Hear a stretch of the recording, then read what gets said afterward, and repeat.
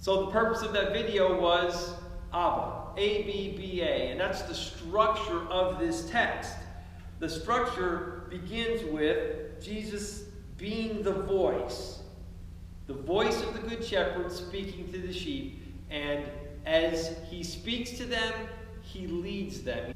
Then this is contrasted with those who would not be led, thus the sheep, because they don't recognize the stranger's voice. And so you have voice leading and not being led because it's not the right voice. And that unique structure is called a chiasm. It forms an X. Voice, voice, lead, lead. It's a literary structure, but it gives us an understanding of these are the important concepts within the text. And so we read about Jesus calling himself the Good Shepherd. The Good Shepherd has certain connotations. In modern times, we think of, oh, Jesus the Good Shepherd carrying the little lamb on his shoulders with tender, loving care. But we overlook, because of our modern, maybe, viewpoints, we overlook just who the shepherd is. When the shepherd speaks, the sheep listen. And so the shepherd has authority over those sheep. And the shepherd deserves to be listened to because it's the very lives of the sheep that are at stake. And so we have not only tender care, but absolute, unquestioned authority. We may be feeling overwhelmed by the current issues of the day and the virus and all that's going on, but think about it for just a second.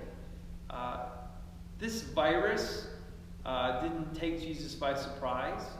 He's not up there going, oh, what am I going to do now? All of this works into his plan.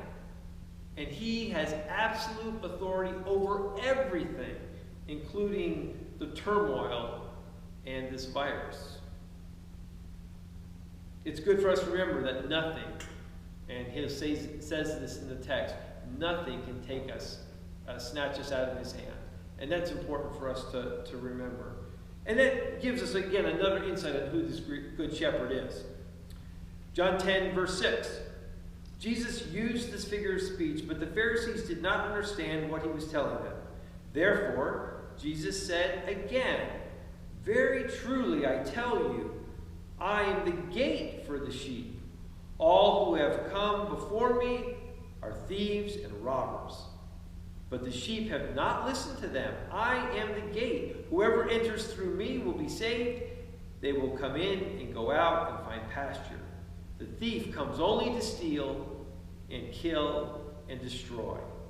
I have come that they may have life and have it to the full. Interesting here, we get in this verse a couple different roles that are going on. In verse 2 it says, the one who enters the gate is the shepherd of the sheep.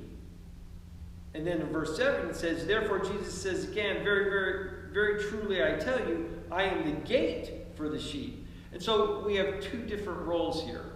Check out this next video and you'll see maybe an example of this dual role.